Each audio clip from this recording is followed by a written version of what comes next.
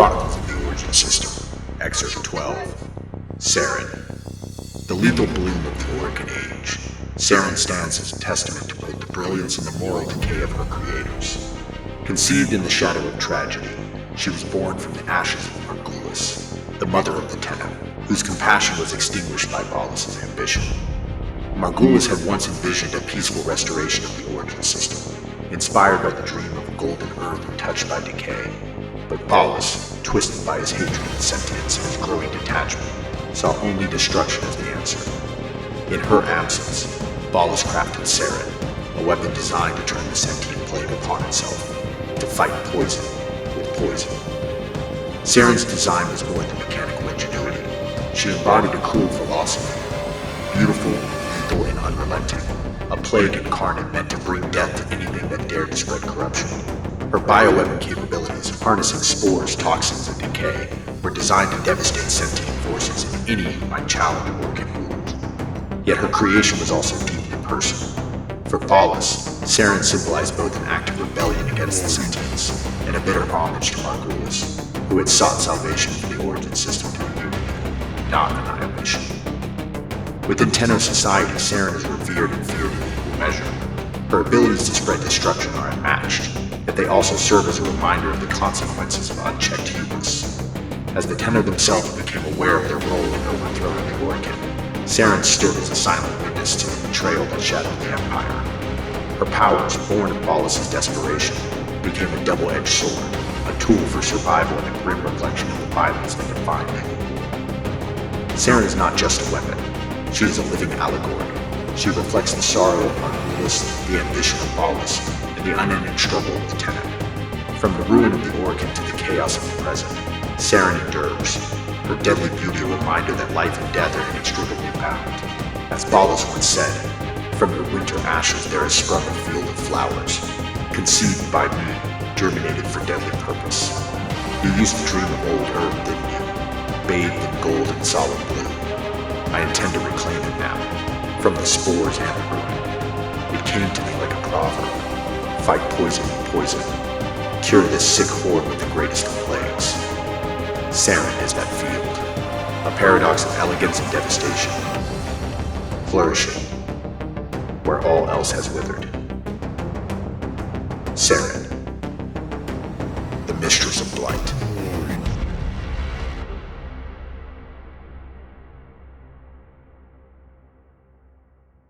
Oh hey Dreamers, fancy meeting you here.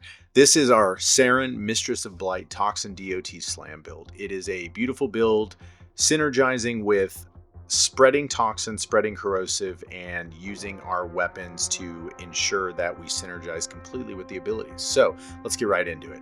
Status effects inflicted upon enemies last 25% longer. We will 100% be taking full advantage of this. We will be modding most of our weapons for Toxin only. We will be synergizing that with our Archon Shards to increase the rate of the DOT that we get from those Toxin procs, and we will be using melee affliction to duplicate those procs as well. So it just works out absolutely amazing. Spores is inflict a target with a pox of corrosive spores. Spread spores to nearby enemies by destroying them or killing their host. The longer the spores spread, its damage will increase. So we have a 121% status chance with a 24.3 damage per second. That will scale. A damage growth per enemy of 4.86. So for every spore that you destroy with one of your weapons, you will spread 4.86 spores. That will also deal corrosive procs to anybody in their path. Now, keep in mind, your weapons will directly spread spores. So when we cast Toxic Lash, we will be spreading those spores with every single hit that we do, and we will go into further detail about how we're going to massively spread that. We will be subsuming Zada's Whisper in the place of Molt. Now, normally a lot of people would like the defensive capabilities of Molt, but we're looking for that extra damage instance. Now, Zada's Whisper and Toxic Lash, they do not proc off each other, but they do still separately proc within the damage that we're going to be doing. So this is going to be a duplication of another damage instance on top of the Toxin procs that we're going to be getting. And once we look at the synergies of the melee weapon itself, we'll see how this really works in conjunction with each other. The VIP of the show is Toxic Lash itself. While active, attacks deal additional toxin damage. This effect is doubled for melee strikes. Instantly burst spores when attacking inflicted enemies.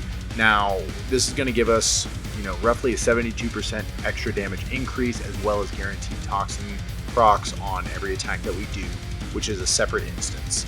And then at the same time, with Molt Augmented, we're going to get right up to about 85%. It's going to be doing a lot of damage. On top of that, we are going to be slotting in a good amount of Emerald Archon Shards that are going to give us extra toxin damage on those status effects. So we will be seeing DOT procs of anywhere between 15 to 30 million based on, what we're going to be adding as far as priming, which leads us to our last ability, Miasma. Release a poisonous miasma that deals viral damage to enemies in range. Foes afflicted by spores are more susceptible to the mist. Now, this is really actually a pretty amazing ability, and a lot of people would subsume this ability off, but what happens with Miasma is when you cast this on an enemy that has spores on them, it will actually quadruple the damage, so you will get a 400% damage increase from Miasma on spore afflicted enemies. Now, the name of the game at this point in time is going to be, casting our 2 weapon abilities, casting spore to start spreading, and then once we start slamming with the synergies based on the weapon that we're using, we're going to be spreading a lot of spores. So when we go up to these, strong disruption targets, we're normally going to want to cast Miasma on them immediately and, at the very least have some spores on them. So we will be getting that damage increase from Miasma. We will be getting corrosive procs on them, we'll be stripping their armor, and then we will be slamming them into heaven. So we're going to be slotting in 5 Tau-forged Emerald Archon Shards, all dealing 45% more damage to toxin status effects. Now let me tell you, that is an absolute shitload of extra damage. We're looking at 225% extra toxin damage with every single toxin proc that we're going to be doing. So when we stack this up with Toxic Lash, the toxin element that we have on all of our weapons, we are going to be exponentially increasing the damage of that. So looking at that, let's check out the build. So with Saryn ourselves, we're going to be going for a medium height of duration, nice level of strength, and we're going to be going for stacking Molt Augmented. So we're going to be sitting right around 303 strength, 160 range, 170 durability. Now, we will be slotting in Cunning Drift into a regular slot because we will be using the Nira mods to make sure that we have a vastly increased slam damage. Now, ultimately, this actually ends up working out really well because we still get about a 25 meter spore radius as well as close to 90 meters on actually shooting those spores out, which is really amazing. Slot in Arcane Fury for a little bit extra melee damage. Moving on to our Sobek. We're going to be modding this Sobek for Blast and Toxin. Our progenitor is magnetic, so we're going to be able to bust those overguard shields really easily and get that AoE electric proc. So just from the Sobek itself, we're going to be able to clear out a lot of trash mobs. We're going to get that magnetic charge, so we're going to be able to take care of overguard. We're also going to be able to take care of shields in that scenario too. We're going to be spreading blast procs. We're also going to be spreading a lot of toxin procs. Now, with acid shells and clip delegation, this is what really makes the Sobek shine, and adding Toxic Lash into this, it's just an over-encompassing amount of damage. So our secondary is going to be the Kuva Nukor. It's pretty much the bread and butter of what I like to do. As far as secondary goes, unless I'm slotting in a weapon that I'm looking to specifically do damage with, I would rather my primers be a spray and pray. So with the Kuva Nukor, we are getting 5 separate status effects. So we will be getting radiation, magnetic, corrosive, and heat, but we will also be getting the microwave element from the Kuva Nukor, which actually will act as an element and will proc another point on gun CO. So keep that in mind, throw in secondary encumber, get all of the procs that you can. Now, this is the main VIP of the build, the Jack Kittag.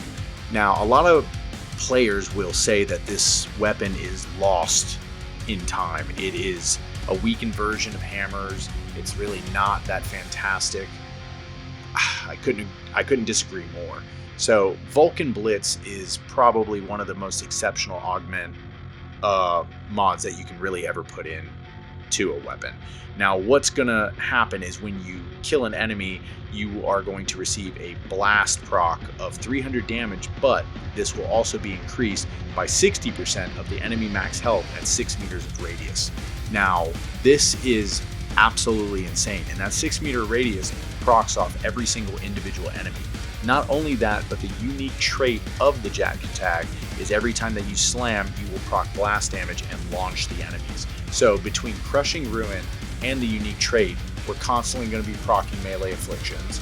We're constantly going to be getting blast damage from Vulcan Blitz. We're going to be murking trash mobs, and at the same time, we're going to be spreading different variations of Zada's Whisper as well as Toxic Lash. We're going to be spreading spores. We're going to be getting massive corrosive procs from all of that, and it's just a devastating weapon. And paired in with all of these Archon Shards, the Toxin DOT on this will be hitting for anywhere between 15 to 30 million. Sometimes you will see more too. And with the passive status that Saryn has, you're going to see that for 25% longer than the normal 6-second proc. So every one of those Toxin procs are just going to massively just hit over and over and over. There are no enemies in the game that can handle that type of damage. I don't care who they are, what they are. They're going to Origin System Heaven. We're going to make sure that they have a one-way ticket. So keep that in mind. We're going to be using the Nautilus Prime as our companion today. We love being able to pull in enemies in with the use of Cordon. We have no problem doing that. Our amazing little robotic buddy is going to be spreading tons of status effects. He's going to be pulling it from Xmas units. He's going to be pulling it from the status precepts of Manifold Bond. Not only that, but he's going to give us a little bit of fire rate, and he's going to give us a 1.2x crit multiplier using the Verginasty with a crit chance of over 50%. Now, we don't really need reinforced bond for this build. I like to keep it just so I can switch off, because no matter what, I like to be able to run hybrid builds. I like to be able to use all the weapons if I want to. So if you want to switch that out for duplex or another bond or just any kind of quality of life mod, by all means do so. We're going to be using our normal build for Verginasty Prime, viral heat, high crit above 50%. So we get that sweet final 1.2x crit multiplier. And that is the run of this build. You're going to have a ton of fun with it. It works in any mission, beautiful in disruptions, but there's not a mission that you can't go in and pretty much completely dominate the whole battlefield. I wanted to take a moment and give DE massive props. 99 is absolutely amazing. They did such a great job. I also would love to thank all of you for the massive amount of support I've seen since I've started this channel. I've been a content creator for about a month and a half now, and I can't tell you how much your support means to me. We've gone from 0 to almost 200 subscribers. So with that said, this is Chronicles of the Origin System, and we'll see you in the Void, Dreamers.